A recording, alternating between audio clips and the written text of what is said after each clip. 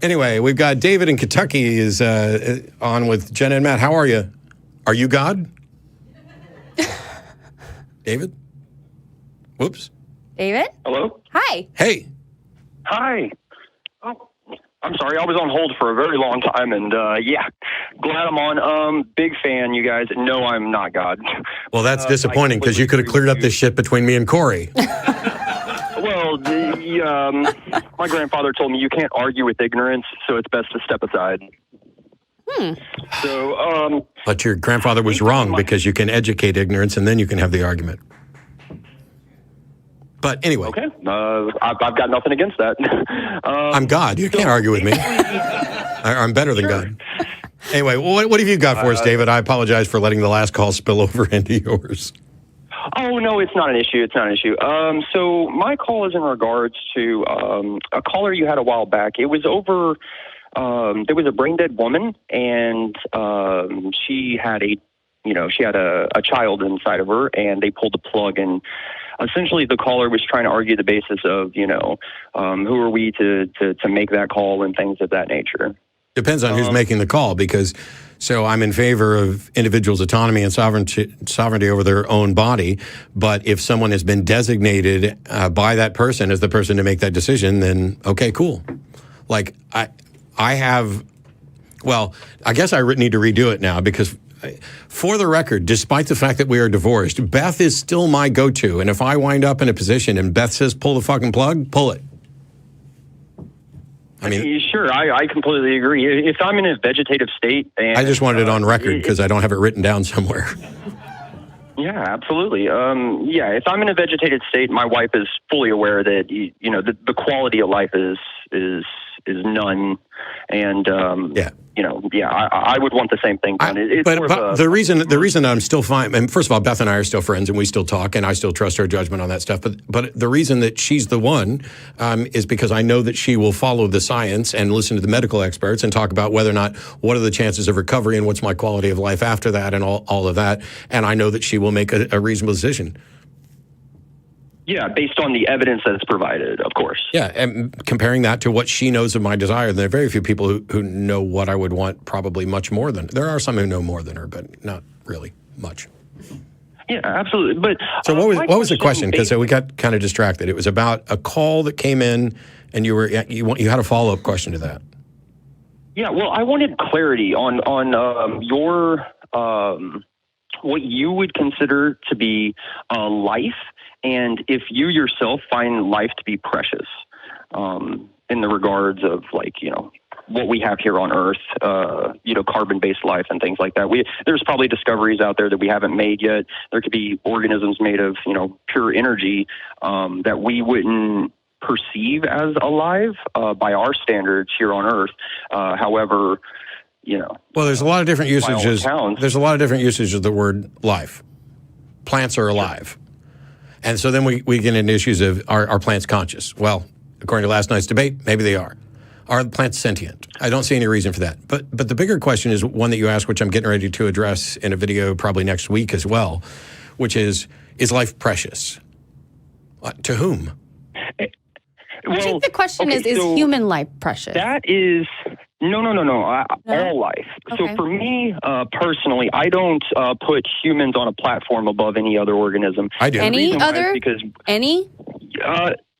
So there's a baby. There's a baby and a cricket, and each one of them's under the wheel of a car, and the car's getting ready to back over one of them. Which one do you save? Now that is more of a philosophical question rather than a moral. Question. That's a load of shit. First of all, it's an easy question. Okay, it's easy for you. But it's absolutely... Not easy for you? People have different beliefs. So if this car was about to go over this baby, you don't have a minute, you don't have a lot of time to call us and talk about it first. You have a second to go. What are you doing? Are you saving the cricket, saving the baby, or leaving them both? Well, of course I would save the child because it has more... Of course you would. Cool. Which is why I asked a question that didn't need somebody to say that's more of a philosophical question than a moral question, when it's absolutely a moral question and a philosophical question and a dirt easy question. And the point of asking that easy question is because, yes, in fact, we do, almost all of us, actually value humans more than others. Life Yeah, because we're socialized animals, and that's how we are structured. Sure, just like, because we're going to be able to empathize with that which is closer to us than we are with something that's far from us. But the question that I would, like in a recent debate, there were people who were frustrated because I said that humans don't have intrinsic value. Now, there's a difference between intrinsic value and inherent value, and I'll be talking about that in the coming week, because do they have inherent value? Sure. Yes. Nothing has intrinsic value. Value requires a valuer. It is an assessment of, do you care about this? And so it's going to be subjective. But talking about whether or not we should act as if people have value, yes. And do people have value to me personally? You betcha. I have loads of value to me, almost infinite value to me. I have to myself. Then the people that I care about. I care more about Jenna, sorry, David, than I do about you currently. That could change. Absolutely. And so this is natural. Now, when you start talking about that, people are like, oh, that's a dangerous thing to say that people don't have intrinsic value, because now all of a sudden it's all just subjective and people can value whatever they want. Yes, because people can be wrong. Because people can have an assessment that is wrong. But by and large, it's like if you drew a line of things that you value, and right here, here's the middle, and I'm over here. All of humanity is way up in this upper teeny percentile of things that I give a shit about. And then maybe it extends to the other primates and dolphins and things like that. Maybe, oh, no, you shouldn't do this. You shouldn't do this, Matt. You shouldn't. It's the truth. I'm sorry that some people can't handle the truth, but this is why I do the cricket baby thing. Sure, but I'm not saying you're saying if that. I take that... No. If I take that, so I'm an environmental science major. I've taken biology and botany and mycology as well. Well, even from a practical matter, you would want to save the baby and not the cricket. I'm sorry. Go ahead. Okay. Let me reverse the question. Okay. So let's say it's the exact same scenario. Okay. It's a baby, and instead of just one cricket, we'll give it two, a male and a female cricket. Put 1,000 there. Those are the last of those crickets on the entire world. That's the last of that species. Yep. And you have a chance to completely save that species. That baby is one of billions. Yep. And it may grow up to be a serial killer. It may grow up to find more crickets. And I'm still saving the baby. Yeah, but one thing that we learned in environmental science and other classes like that is there are certain species in the world that are known as keystone species, without which the entire ecosystem that's based around them would completely crumble. The mosquito is a prime example. A lot of people say, let's get rid of the mosquito because it's the number one killer of all time. See, you're spinning this in a different direction, which is about intentionally exterminating based on evidence. I'm just talking about value. Yeah, and so am I. What I'm saying is that, I think I'm kind of flustered now. Okay. There's a difference between there's a difference between actively, like, hey, Matt, if you saw two crickets, would you step on them? No.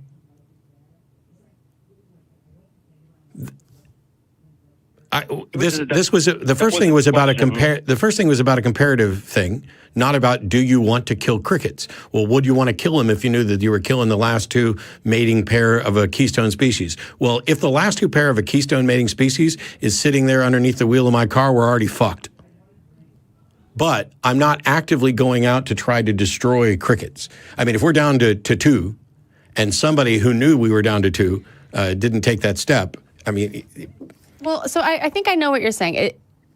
It sounds to so when we're talking about value and is life precious, for me philosophically, my mind goes, well, which life and precious to who, and how precious, because it's all variable. It's all subjective, because we're the ones that are assigning the value. We're the humans. We're the ones that are assigning the value to anything. So you replace those crickets under the wheel with kittens.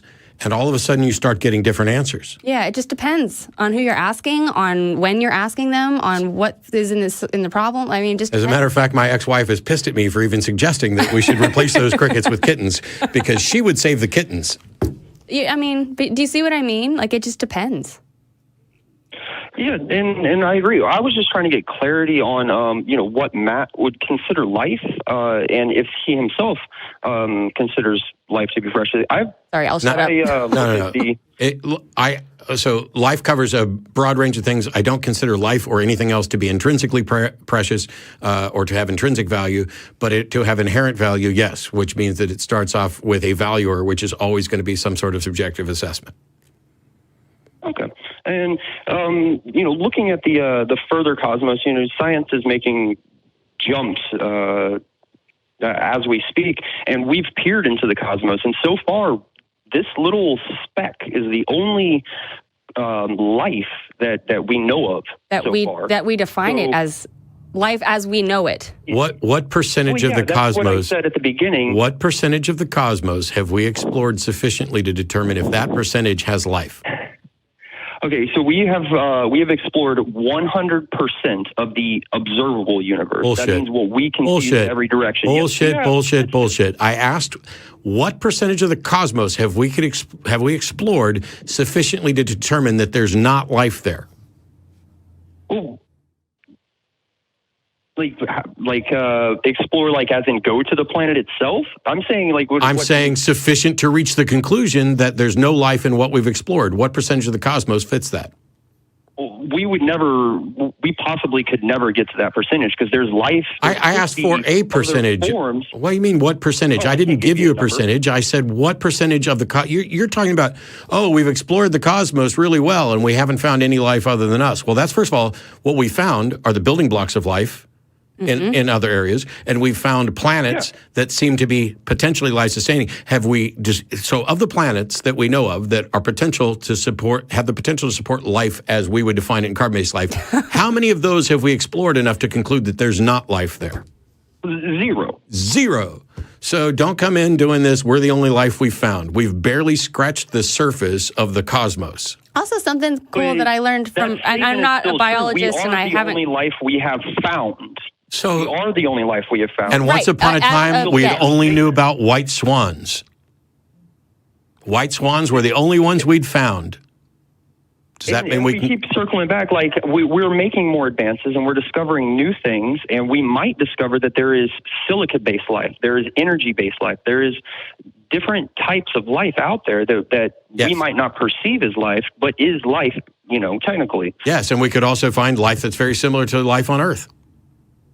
Yeah, absolutely. But what I'm saying, as of right now, in this time, in this point in history, all right, all of the observations that we have made, this so far is the only actual life we've so found. What? We might. That is, here's the thing. Let's say we discovered a body, and we're going to start to investigate to determine what the cause of death was. Sure. At what point in the investigation would you say we're at?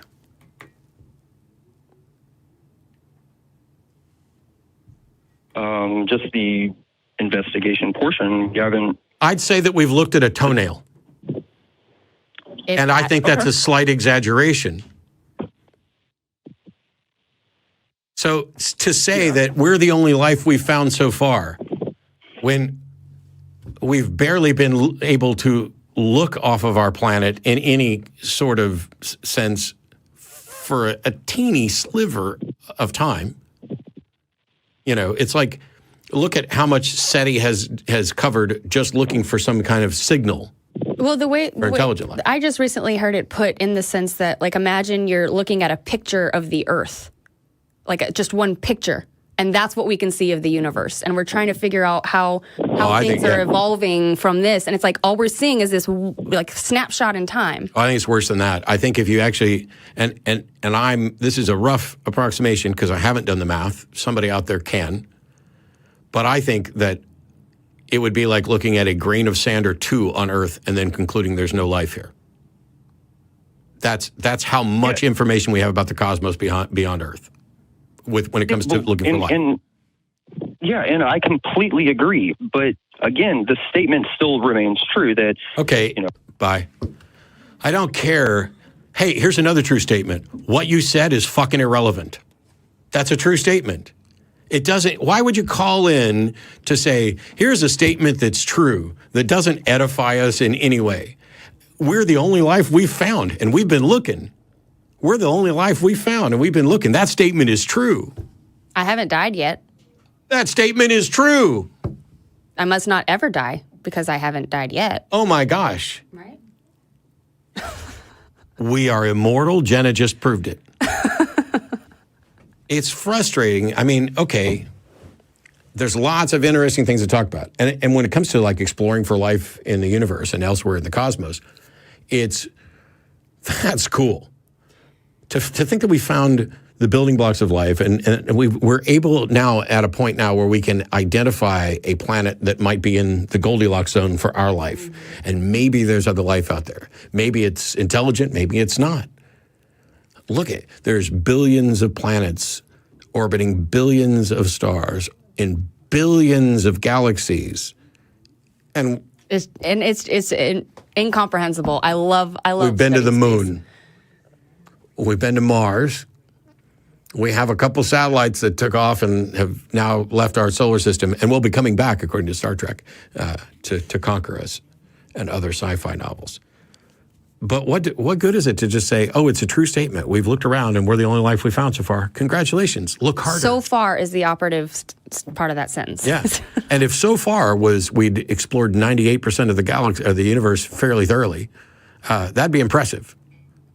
But if we've just explored less than 1% of what we would need to explore to make any kind of discovery like that, we're at the toenail.